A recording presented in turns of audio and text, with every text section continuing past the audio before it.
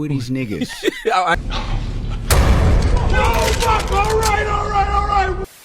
Wow, what an unbelievable week of NFL football, and in this video, we're going to be talking about what we learned from NFL Week 7. So many intriguing and interesting matchups. We saw the Denver Broncos come back against the New York Giants to score 33 points in the fourth quarter, winning that game 33-32. That was an insane win. I'm going to talk about that ad nauseum because we know the Broncos, they've been mentioned to have had one of the best defenses in the league. That necessarily wasn't on full display in that Giants matchup, but overall, they were able to find a way to win, and they ultimately won that game for Demaryius Thomas. So shout out to them. The Dallas Cowboys with the return of CeeDee Lamb. Their offense was absolutely electric. CeeDee Lamb, George Pickens, Dak Prescott playing at a high level. Do the Dallas Cowboys have the best wide receiver duo in the league right now with CeeDee Lamb and George Pickens? And I know we know Jamar Chase and T. Higgins, but with the connection we already know that CeeDee Lamb and Dak Prescott have, and now with George Pickens playing the way that he is, that's a valid question to have. Speaking of T. Higgins and Jamar Chase, the Bengals getting an upset win over the Steelers on Thursday Night Football too. That was a crazy one to talk about, and we'll talk about the icy hot bowl between Joe Flacco and Aaron Rodgers. A crazy game there. The Rams dominating in London against the Jaguars, winning 35-7 overseas. The Browns killing the Dolphins. The Dolphins just continue to trend in the wrong direction for sure. And the Bears getting their fourth win in a row. The Colts defeating the Chargers, having a 6-1 record now, and the Chargers wearing those weird highlight uniforms. Like, okay, right, that was weird. But anyways, with all that though, there's just a lot of great matchups to talk about, man. And I've continued to say, like, at this point of the year, when week 7 to 10, 11, 12 in that area, we're starting to have a real idea and framework of some of the teams that are really going to be in it and in the mix for these potential playoff spots. And we're starting to see it right now. Teams that are also trending in the wrong direction, things of that nature as well too, and teams that are kind of tweening in between of contention to being mid to being on a downslope as well. So like I said, there's a lot of games to talk about. We also had another Monday night doubleheader, with the first matchup being the Bucs and the Lions, and then the second one in the final matchup of NFL Week 7 between the Texans and Seahawks. So just a lot of great games to talk about for sure, and we're in the thick of it because this is a beautiful time in sports with not only the NFL football hitting its stride, getting into the true fall time of football season as we head to the end of October, getting closer to November, also with other sports like basketball returning. So stay tuned. But with that being said though, guys, before we get further into NFL Week 7 and talk about what we learned, make sure that you hit the like button and subscribe and turn on post notifications. Follow me on Instagram / Twitter and X at Swaggy Russ, and TikTok at Swaggy2 for shorts, reels, a lot of content, all things of that nature as well. As y'all all know, we have these weekly recaps in the day after I post my NFL power rankings going into the next week. So stay tuned for my NFL power rankings video going into NFL Week 8, and also some more NBA season previews that I'll be having on the channel. So stay tuned for a lot, guys, because we have a lot of fire on the way. And like I always say, God forever gets the glory for that. But with all that being said, let's talk about what we learned from NFL Week 7. These Thursday night football games continue to exceed expectations. Week 5, we saw the 49ers win over the Los Angeles Rams in upset. Week 6, we saw the New York Giants upset the Philadelphia Eagles, winning 34-17. And in Week 7, we had another upset between two divisional rivals in the AFC North, as the Cincinnati Bengals beat the Steelers, winning 33-31, snapping the Bengals' 4-game losing streak as they now have a 3-4 record, and the Pittsburgh Steelers fall to 4-2. What a matchup. And ultimately, the Steelers still had a lot of opportunities to win the game in the end, but the biggest story from this game is Joe Flacco. Of course, two older quarterbacks with Aaron Rodgers and Joe Flacco starting in this game. That was a huge starting line, the quote-unquote icy hot bowl, things of that nature as well too. But Joe Flacco continues to still play well, especially out of the pocket, man. And Jamar Chase and T. Higgins absolutely torched Jalen Ramsey. Yes, it's a team thing as well too, but let's call a spade,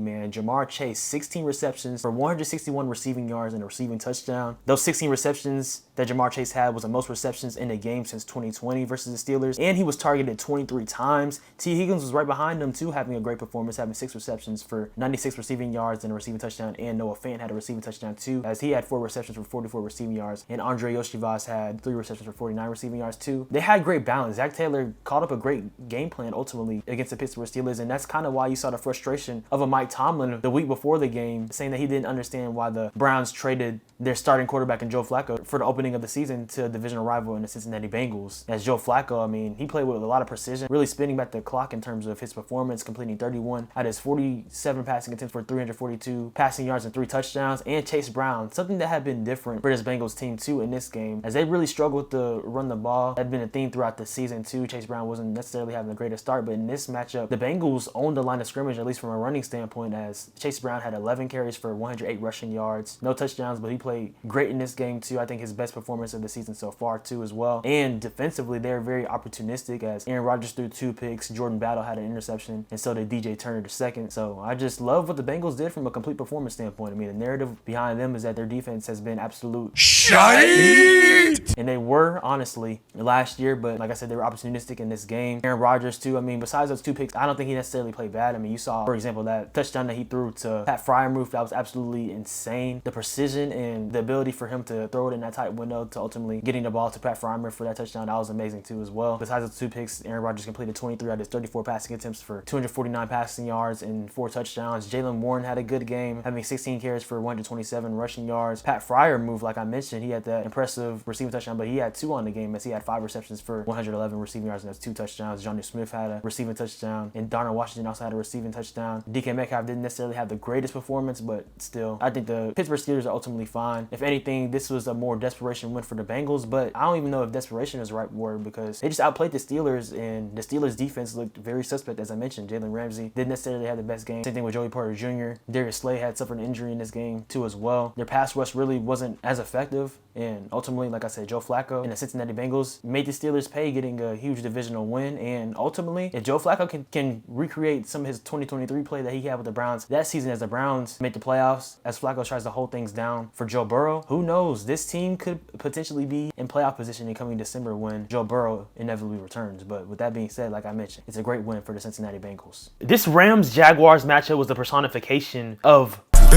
as the Rams really had the game over with at halftime. They were up 21-0, and then for the game they won 35-7, moving on to a 5-2 record. And now the Jacksonville Jaguars have dropped 2 straight as they are 4-3. Even without Puka Nacua, it didn't matter for the Rams. Matthew Stafford dominated, and like I said, in the second half they were really able to coast. And in the game, Matthew Stafford completed 21 out of his 33 passing attempts for 182 passing yards and 5 passing touchdowns, spreading the ball around. Colby Parkinson had 3 receptions for 47 receiving yards. Devontae Adams had 3 receiving touchdowns. Terrence Ferguson, the rookie, had a receiving touchdown, and Konata Mumfield, the rookie, had a receiving touchdown as well too. So like I said, just everyone eating in the Los Angeles Rams offense in the absence of Puka Nacua, and it's a great win for them going into their week 8 bye week. Their defense dominated this line of scrimmage really from the jump of the game. I believe the first play of the game they actually had a sack on Trevor Lawrence, and for the game the Rams had 7 total sacks in this matchup. Like I said, they were just devastating to the Jaguars, and they weren't able to get anything going. The Jaguars had a lot of stalled drives. Trevor Lawrence struggled. Really pointless to talk about his stats because for the most part it was a lot of empty calories, and the only touchdown that the Jaguars had in the game came as a result of Travis Hunter, who I believe he had his best offensive game as a pro, but unfortunately for them it didn't mean much at all as they were still dominating this game. But Travis Hunter had 8 receptions for 101 receiving yards and a receiving touchdown too. But man, the Rams though, after really, you can make the argument, 2 bad losses this year, and not bad because of the level of competition that they played against, but really them beating themselves in terms of a loss that they had the Philadelphia Eagles and the San Francisco 49ers. You can make the case that the Rams should be 6-1 or even 7-0, but like I mentioned, it's a great win for the Los Angeles Rams going into their bye week. For the Jacksonville Jaguars, they got to get things going together because they're still trailing the Indianapolis Colts in their division. They have a get-right game hopefully for them after their bye week in week 9 against the Raiders, so maybe they'll be able to get back on track. But yeah, it's a great win for the Los Angeles Rams. This game definitely started off really shaky for the Minnesota Vikings, and ultimately the Eagles were able to hold on, winning 28-22, advancing to a 5-2 record after losing their previous 2 games. And now the Minnesota Vikings are right at 500, having a 3-3 record. Jalen Hurts had his best passing game in a long time. This is his first 300-yard passing game in over a year, as Hurts completed 19 out of his 23 passing attempts for 326 passing yards and 3 touchdowns. Devontae Smith had his best game as a pro, and that says a lot because a few years ago he had a dominant game also against the Minnesota Vikings, but he had 9 receptions for 183 receiving yards and a receiving touchdown. And AJ Brown had 4 receptions for 121 receiving yards and 2 receiving touchdowns. A lot of explosive plays for this Eagles offense to their 2 wide receivers, which a lot of people and fans have been clamoring for the Eagles to start getting their passing game going. And honestly, it's a great sign for Eagles fans and the team overall because they did that against one of the best defenses in the league in the Minnesota Vikings. For the Vikings though, in their perspective and on their end, they had the full Carson Wentz experience, especially with 2 straight possessions in the first half as Carson Wentz threw a pick 6 to Hunt, and then he also threw a second straight interception on the possession to Andrew Makuba. So it wasn't great. I mean, in the second half, the Vikings offense was able to get a little bit more of a rhythm and flow. Jordan Mason had a rushing touchdown on the game, but besides that, it was a field goal fest for the Minnesota Vikings, and there was a whole lot of Will Ricard instead of the Minnesota Vikings offense getting in the end zone. So it'll be interesting to see if JJ McCarthy returns this upcoming Thursday night matchup against the Los Angeles Chargers. But the Eagles, like I said, it was a great bounce back win for them. They still continue to be number 1 in the NFC East, and if they can continue to play football like this, there's no question that they should be slated as one of the best teams in the league. But you just want to overall see that consistency from the Philadelphia Eagles in terms of having a complete game, especially from an offensive perspective. But their defense definitely dominated against the Minnesota Vikings, and it was a great win for the Eagles as they move on to a 5-2 record. I'm low-key already convinced convinced. I mean, obviously the Jets don't have a win yet, but the Tennessee Titans, they're doing their best job to try to get the #1 pick again for the second year in a row, as New England Patriots thrashed the Titans, winning 31-13, as they now have a 5-2 record and the Titans are now 1-6. Not really too much to talk about. I mean, Drake May continues to play efficient and great football, completing 21 out of his 23 passing attempts for 222 passing yards, 2 passing touchdowns. Also had 8 carries for 62 rushing yards on the ground too. Ramondre Stevenson had 18 carries for 88 rushing yards and a rushing touchdown. And then receiving wise, Keshawn Boutte had 2 receptions for 55 receiving yards and a touchdown. And Austin Hopper had a receiving touchdown as well too. I believe Mike Vrabel continues to transform the identity of this team, and also, mind you, this was Mike Vrabel's first game against the Tennessee Titans, his former team that he coached at. He wanted to for sure get a win in dominant fashion against them, and they absolutely did. Their defense has continued to be one of the most devastating in the league, and Marcus Jones continues to have a great year. Go Cougs, yes sir. I went to the University of Houston, so I'm going to continue to shout him out when he makes plays, but he had an interception in this game. Milton Williams had a sack. Harold Landry II had a sack. K'Lavon Chaisson had 2 sacks in this game too. Their defense is just playing great overall, and the team overall is playing great, and that's why you see right now, at the recording of this video, heading into NFL Week 8, the Patriots are #1 in the AFC East. That says a lot, but for the Tennessee Titans, man, I mean, we know they fired Brian Callahan before going into this game, so like really that's in many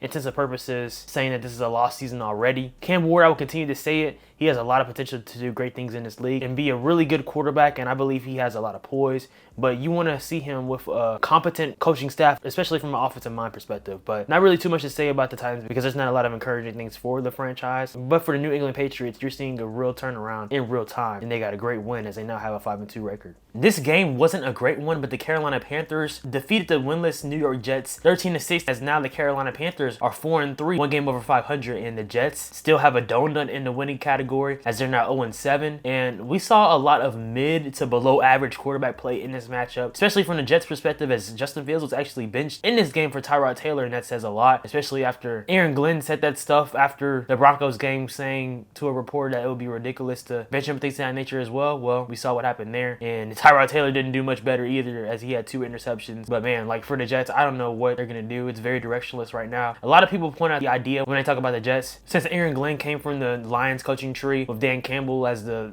Detroit Lions in Dan Campbell's first year, they started off 0-11, and you see where they are now. I guess that's a good comparison, but it just reached right now. I mean, you're the only team without a win in the NFL. And my friend Mitchell said this a few weeks ago when he was talking to me. JETS for Jets basically just means just in the season. That says a lot right now. I'm sure that's how a lot of Jets fans feel, but we're not going to talk about them too much because I'm sure they're already depressed. The Panthers, it says a lot about their year so far, as they've continued to get a lot of surprising wins and play solid football. The Panthers saw the return of Chuba Hubbard in this matchup too, and they ran kind of a split back system between him and Rico Dowdle, and Rico Dowdle really still had majority of the carries, as he had 17 carries for 79 rushing yards, and Chuba Hubbard only had 14 carries for 31 rushing yards. Bryce Young threw a passing touchdown to Xavier Legette, who had 9 receptions for 92 receiving yards and a touchdown in the game too. So like I said, not a lot of high scoring in this game, but the Panthers were able to win, and they move on to a 4-3 record. Not a lot of people would have predicted that for the Panthers going into NFL Week 8. This matchup between the Cleveland Browns and the Miami Dolphins was one that not a lot of people would have watched probably or preferred, but it showed truly how bad the Miami Dolphins are, as the Browns destroyed the Dolphins, winning 31-6, as they got their second win of the season, moving to 2-5, and the Miami Dolphins remained 1-6. Tua Tagovailoa, he had 3 picks in this game, and he had 3 picks in the last game. I mean, Tua's already thrown 10 interceptions this season, and this is only the 7th game played. Like, that says a lot, man. This season has just been awful for the Dolphins, similarly to like how I just said about the Jets. For the Browns, man, they looked really good in this game. Dylan Gabriel was efficient and solid in the offense, but really the biggest story for the Browns overall on the offensive side is Quinshon Judkins, man. He had 25 carries for 84 rushing yards and 3 rushing touchdowns. The 3 rushing touchdowns is emphasized, especially as Quinshon Judkins had a 46-yard rushing touchdown.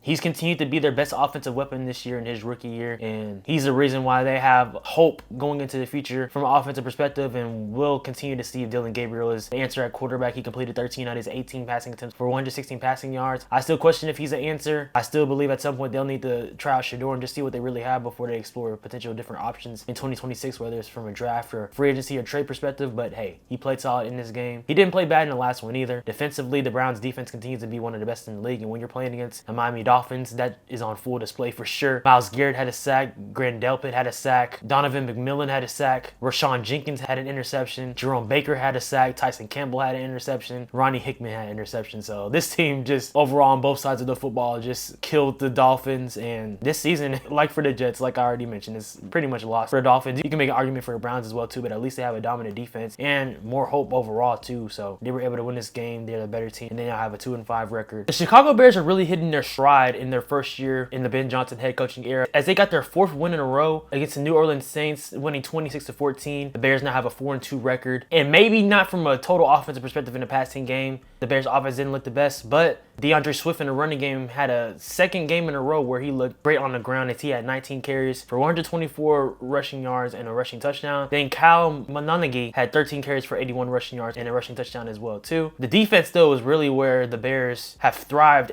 especially in the past couple of weeks, forcing 3 turnovers against the Washington Commanders on Monday Night Football in Week 6, but also in this matchup, they forced Spencer Rattler to have really his worst game of the season so far, as he threw 3 interceptions, one to Tremaine Edmonds, one to Nashawn Wright, and another one to Kevin Byard III. And defensively, the Bears had 4 sacks on the game too. So they're just playing complete football, and they're hot right now. I mean, maybe they're not hot in terms of scoring the most points in the game. They scored 26 in this matchup, and they scored 25 in the last game as they beat the Commanders. But nevertheless of that though, they've been winning at a great level, and they've won 4 straight, and they play against the Baltimore Ravens in Week 8 too. So we'll see how the Ravens look after their bye, but you can make the argument that after next week, the Bears could have 5 consecutive wins, and that says a lot, because especially after last year, as they only had 5 total wins on the season, they're close to having that right now. So that says a lot, especially about the turnaround that Ben Johnson as a head coach has had for this Bears team and for the Saints, like I mentioned. And as I continuously talk about them, they have some solid pieces on both sides of the football, but overall they just lack talent. Spencer Rattler had been playing solid for the Saints this year, the quarterback position, but like I mentioned, this is probably his worst start of the year so far, throwing those 3 picks in this matchup, completing 20 on his 32 passing attempts for 233 passing yards and 2 touchdowns. Alvin Kamara only had 11 carries for 28 rushing yards. Andre Miller, who really they had been given more carries to in some instances instead of Kamara, only had 1 carry for 7 rushing yards. And then Chris Olave, he really is the best offensive weapon for the Saints, him and Rashid Shaheed, as Olave had 5 receptions for 98 receiving yards and 2 touchdowns. Juwan Johnson also had 5 receptions for 79 receiving yards too. But like for me, the biggest takeaway from this game is that the Bears, they aren't the same old Bears, and that they are an improved football team for sure. We'll see if they end up becoming a playoff team. They're definitely trending in the right way, and right now they have a 4-2 record. In the return of Rashid Rice to this game, the Kansas City Chiefs put a statement on the league saying that they are better than ever right now, as they won decisively against the Las Vegas Raiders, winning 31-0, having now a 4-3 record on the season. And we can start right there with Rashid Rice, who in his first game of this 2025 season, after serving a 6-game suspension, he had 7 receptions for 42 receiving yards and 2 touchdowns in this matchup. Hollywood Brown also had a receiving touchdown, and Travis Kelce had 3 receptions for 54 receiving yards too.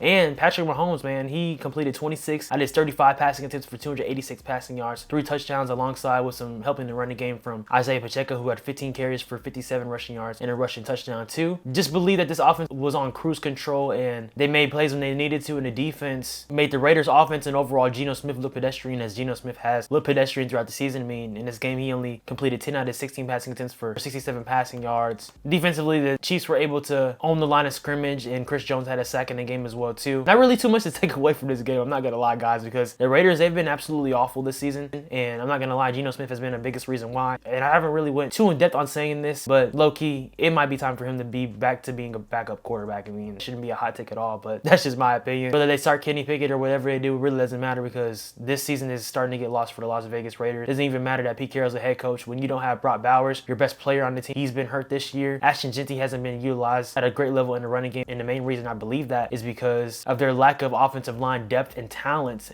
in Las Vegas. You're getting the results like this, having a 2-5 record. But for the Chiefs, they're continuing to get on the right track. After last week in Week 6, getting a great win over the Detroit Lions on Sunday Night Football, they got a dominant division win against the Raiders in this matchup. And in Week 8, they'll be playing against the Washington Commanders. So they have really a great opportunity to start getting on a roll and potentially starting a winning streak. Them Indianapolis Colts are for real, man. I know the biggest question for them has been maybe their strength of schedule in terms of the teams that they beat, but there's no question. They played the Rams and the Chargers, both LA teams, and they lost that game to the Rams, which which is their only loss of the year. But in this matchup against the Chargers, the Colts won 38-24, moving on to a 6-1 record. And let me tell you, Daniel Jones, I don't know what you want to call him, comeback player of the year. If the NFL had a most improved player of the year award like the NBA does, he would for sure be it. He completed 23 out of his 34 passing attempts for 288 passing yards and 2 touchdowns. Jonathan Taylor also has been one of the best running backs this season so far in 2025, having 16 carries for 94 rushing yards and 3 rushing touchdowns. And with Daniel Jones, he continues to distribute the ball at a high level for this offense, and there's been no slowing down every single game. It's been the same level of consistency and great production for Daniel Jones and the Indianapolis Colts offense as a whole. Alec Pierce had 5 receptions for 98 receiving yards. Tyler Warren had 4 receptions for 69 receiving yards and a receiving touchdown. Michael Pittman Jr. had 7 receptions for 58 receiving yards and a receiving touchdown as well too. And their defense dominated. I mean, the Colts defense under Lou Anarumo, the defensive coordinator, he's been a defensive coordinator, a part of the Bengals, where they made the Super Bowl. So it shouldn't be a surprise or shocker that the Colts have a great defense, and overall they're playing complementary football, especially with how their offense is playing. Nick Cross had an interception. DeForest Buckner had 2 sacks on the game. Latu had a sack too as well. And Grover Stewart also added an interception. This team is playing great right now, and they for sure should not only be favored, and I believe definitively say that they should win AFC South, but they're coming for one of those top AFC seeds for sure, potentially down the line in the playoff picture. So as long as they can continue to remain one of the AFC strongest, they're going to be in the mix for sure. For the Los Angeles Chargers, especially with, for example, Amarion Hampton being out, obviously Najee Harris out for the season, and a lot of their weapons not playing, and as a result of that, they've kind of strayed away from the ground and pound running game that the Chargers have tried to exemplify under head coach Jim Harbaugh, as Justin Herbert dropped back 55 times. And the result of that also as well too is that the Chargers were down 20-3 at halftime, so they had to play catch up. But Justin Herbert completed 37 out of his 55 passing attempts for 420 passing yards, 3 passing touchdowns, and 2 picks. 1 touchdown to Aronde Gaskin in the second, and a second one to Keenan Allen, who had 11 receptions for 119 receiving yards and receiving touchdown. And Aronde Gaskin had, alongside of that touchdown, 7 receptions for 164 receiving yards too. But like I mentioned, the Colts dominated this game from the first half and so on and so forth. The Chargers tried to catch back up, but ultimately it was to no avail. And the Colts, like I continue to say, you make the argument that they're the best team in the AFC right now, but overall they're one of the best teams in the NFL period, and they're playing at a high level for sure. And for the Chargers, I mean, I still believe that this is the AFC wildcard caliber team, but it goes to show, especially after early in the season when they started off 3-0, I believe, you have to continue to wait and see how these teams perform, especially after injury bugs, things of that nature as well too. And not saying that that is not possible for the Chargers, but let's slow down in terms of them winning the AFC West. But for the Colts, like I mentioned, it's a great win. Now, this game between the Denver Broncos and the New York Giants, you can certainly classify it as game of the week, as the Broncos came back down from 19-0 in the first 3 quarters to score 33 points in the 4th quarter, winning the game 33-32, moving on to a 5-2 record. And there's a lot of different,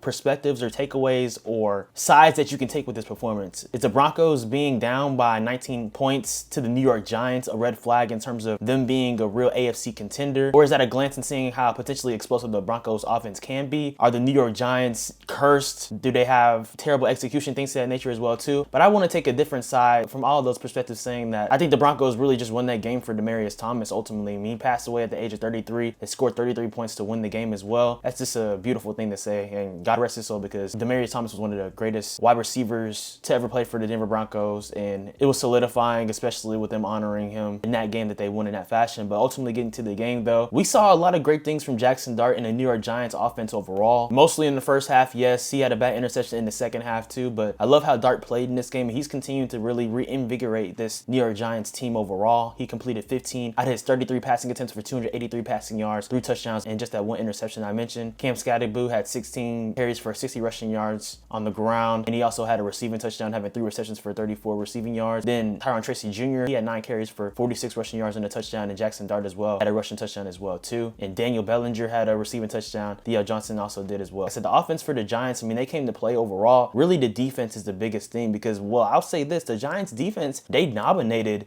for the first 3 quarters. I mean, it was really the 4th quarter. Obviously, when you allow a team to score 33 points in the 4th quarter, that's a referendum on your defense. But Brian Burns, I mean, he went crazy. He had 2 sacks in the game. Their defense was devastating to the Broncos overall, but in the 4th quarter, the Broncos just flipped the switch, and Bo Nix, ultimately, he completed 27 out of his 50 passing attempts for 279 passing yards, 2 touchdowns. J.K. Dobbins had 81 rushing yards on 14 carries, almost averaging 6 yards per carry. Cortland Sutton had 6 receptions for 87 receiving yards, and then Troy Franklin had 3 receptions for 19 receiving yards and a receiving touchdown, and R.J. Harvey had a receiving touchdown as well too. And their defense made stops when they needed to. Sacks from Dondre Tillman, a half sack from Malcolm Roach, and Justin Strand had that interception as well. So I'm not necessarily impressed from the Broncos in terms of their defense, because their defense has been one of the best in in the league, but it wasn't a great performance in this game. And especially if you look at a game earlier in the season, like against the Colts, it wasn't impressive then. But hey, they were able to win the game, and that's what matters most for the Giants. So it's just terrible execution. I mean, they collapsed in that game. There's no other way to say it. Their defense dropping 8 when you've been creating pressure against the Broncos O-line all game in the fourth quarter to ultimately losing. And obviously, you know, missing the extra point on the touchdown hurts as well, because at least it would have been tied if the Broncos made it 33-33, but you missed the extra point and the Broncos ended up winning the game on a game-winning field goal. That sucks for sure. But I mean, hey, like I said, the Broncos, they won this game and they were playing for a lot. The Giants, it's a tough loss for sure, but if anything, you know that this Giants team is overall improved, because there's a lot of scenarios where you can make the argument that the Giants should be like a 4-3 type of team right now. But ultimately, they lost the game, and the Broncos, they got a good win, and I'm intrigued for the matchup that they have next week in Week 8 against the Dallas Cowboys for sure. Now to another interesting game between the Green Bay Packers and the Arizona Cardinals. And the Packers, they were able to outlast the Cardinals, winning 27-23, as they now have a 4-1-1 record, and the Cardinals now have lost their 5th game in a row. But I will say though, the Cardinals had a lot of opportunities to win this game. Jacoby Brissett has actually played fine in the absence of Kyler Murray with his injury. They almost beat the Colts in Week 6.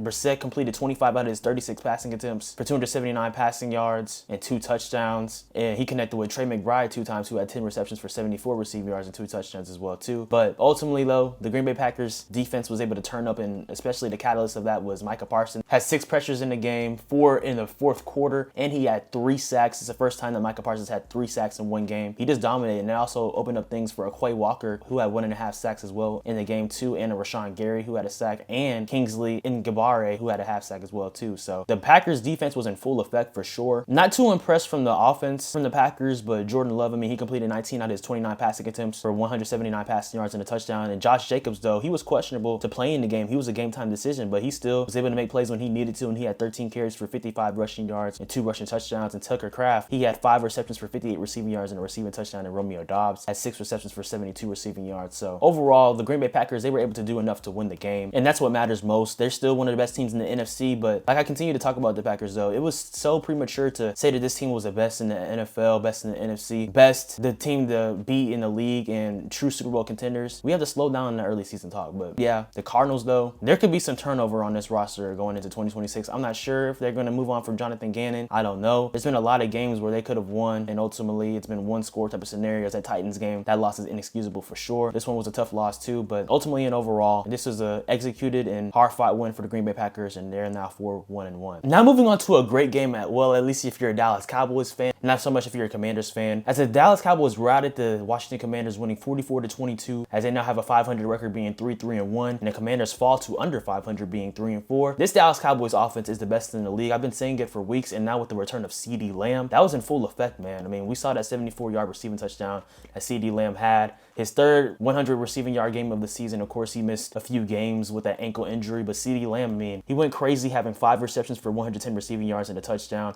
George Pickens, if you're a Dallas Cowboys fan, Jerry Jones, you have to pay George Pickens immediately. Like, he had 4 receptions for 82 receiving yards, and he drew like 40 yards of penalties, something like that. He could have had 120 plus receiving yards as well too. Him and Dak have been having a great connection as well, and Jake Ferguson has had a huge season already. He had 2 receiving touchdowns in this game as well. And Javonte Williams, one of the best offseason additions in the NFL this year, had 19 carries for 116 rushing yards and a rushing touchdown. But I mean, it all comes down to the quarterback. Dak Prescott has been playing at an MVP level, and that's by no mistake, accident, or anything like that. He's been poised, and this is the best version that we've seen of Dak in his career. He completed 21 out of his 30 passing attempts for 264 passing yards and 3 touchdowns. Dak now has 40 plus games with 3 plus touchdowns in the game, joining Peyton Manning, Aaron Rodgers, Dan Marino, Pat Mahomes, and Russell Wilson. He's just putting on a clinic overall in terms of playing the quarterback position. I mean, he's in his element. Dak against the NFC East, I mean, he always dominates that division. He's 7-0 against Washington at home in his career, and he's won 18 straight NFC East home wins, having a 14-2 record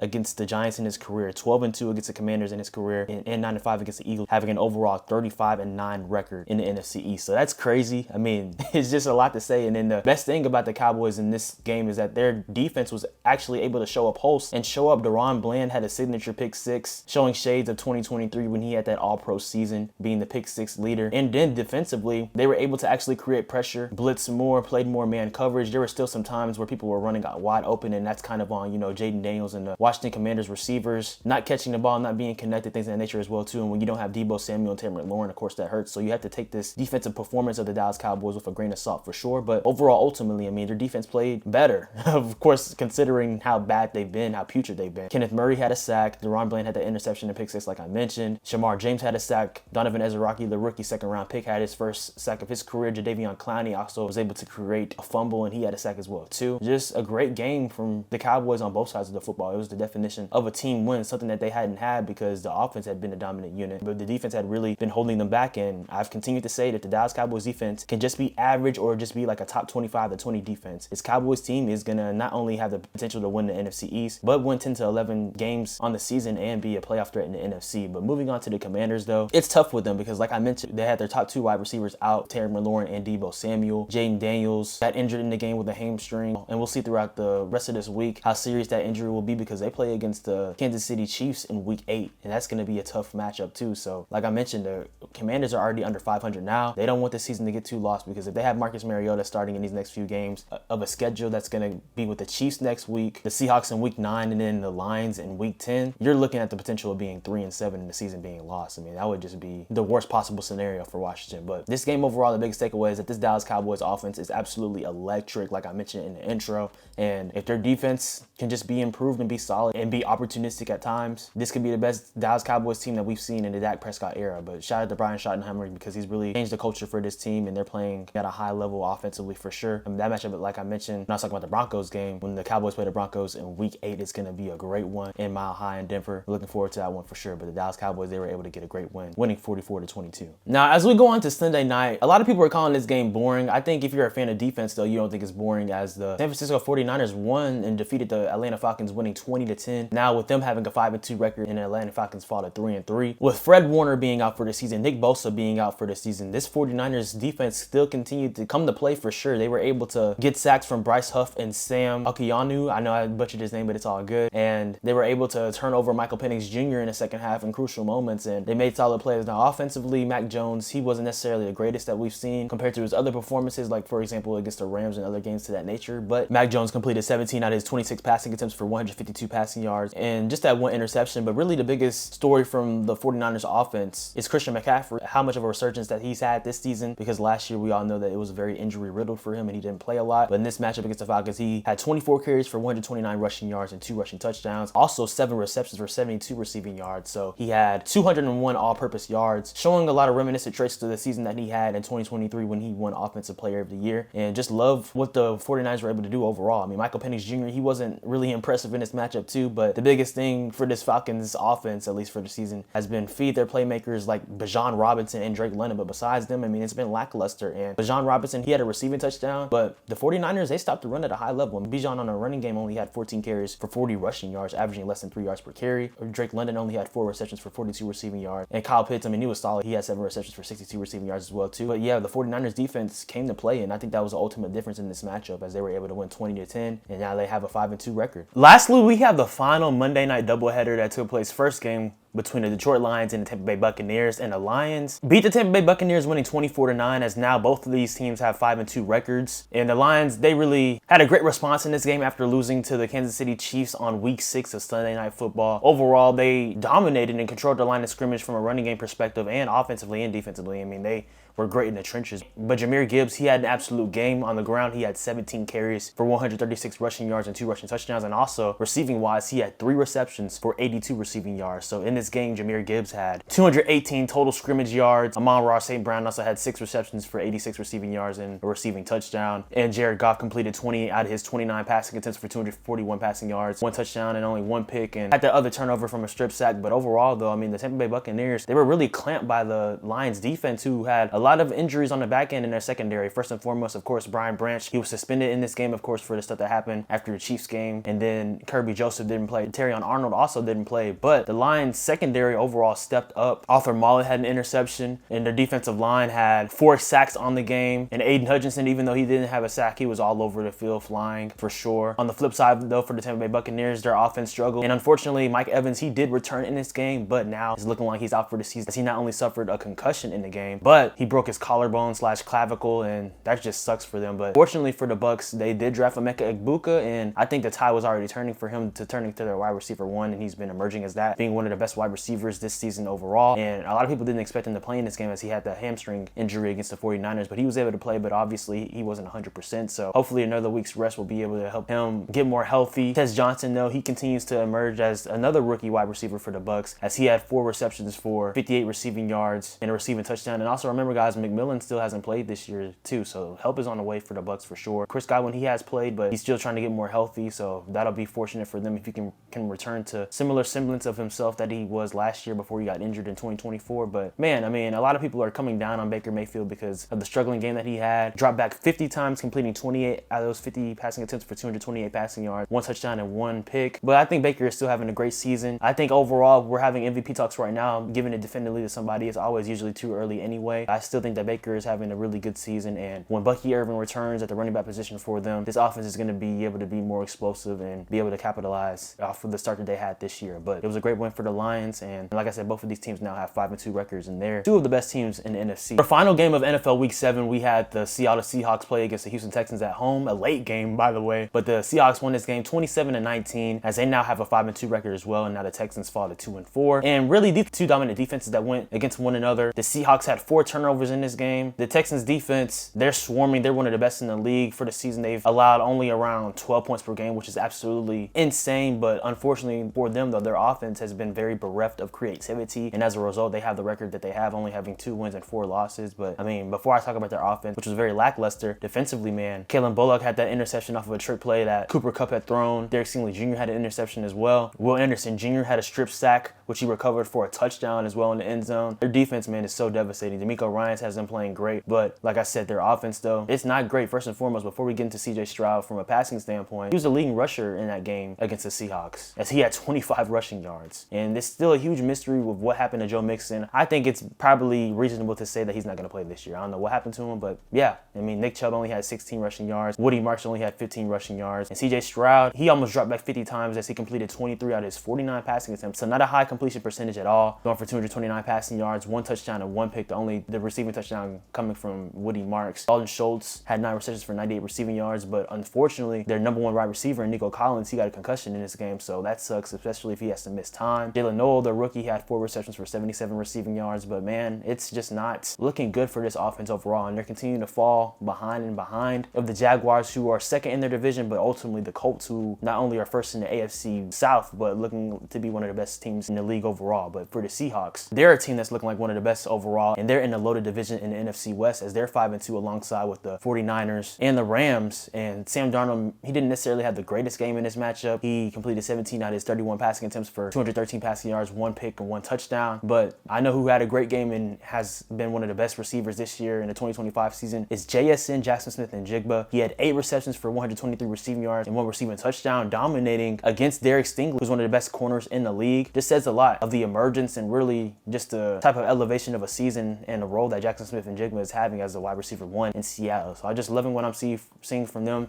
Their defense was super swarming against the Texans, speeding up the clock on CJ Stroud. He looked very uncomfortable. Ernest Jones had an interception, and overall for the defense, they had 3 sacks on the night. Just an overall complete performance and a great execution of a win for the Seattle Seahawks, and they're looking nice right now. So what do we learn from NFL Week 7? That there are a lot of really good football teams, man. So many teams are 5-2 right now, or with 2 losses. For example, the Patriots are 5-2, the Bills are 4-2, the Steelers are 4-2, the Broncos are 5-2, the Eagles are also 5-2, the Lions are 5-2, Bears are 4-2, the Buccaneers are 5-2, and there are 3 teams in the NFC West with 5-2 records, with the 49ers, the Seahawks, and the Los Angeles Rams. And not to mention, the only team with 1 loss in the NFL right now is the Indianapolis Colts. Couple that with the high level play at quarterback right now. Talk about a Dak Prescott, still Baker Mayfield, even though that he didn't have the greatest performance against the Lions. You have Daniel Jones playing at a high level, Sam Darnold, still Patrick Mahomes, Drake May also included in that conversation. So a lot of high level quarterback play, and then also in addition to the running backs playing at a high level right now, Christian McCaffrey, Bijan Robinson, Josh Jacobs, Jonathan Taylor, Javonte Williams. Of course, with the Lions, Jahmyr Gibbs and David Montgomery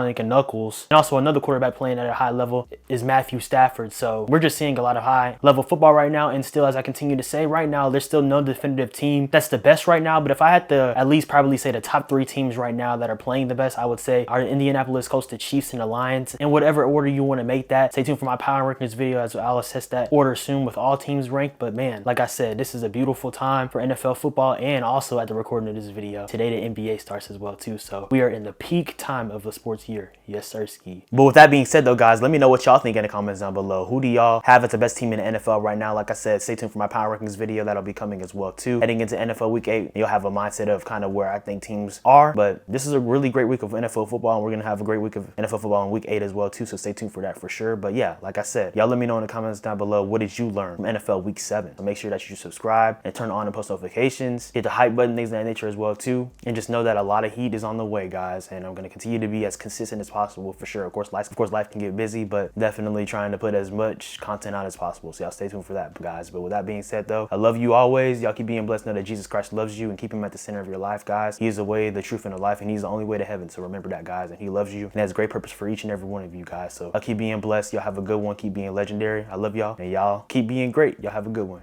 Peace.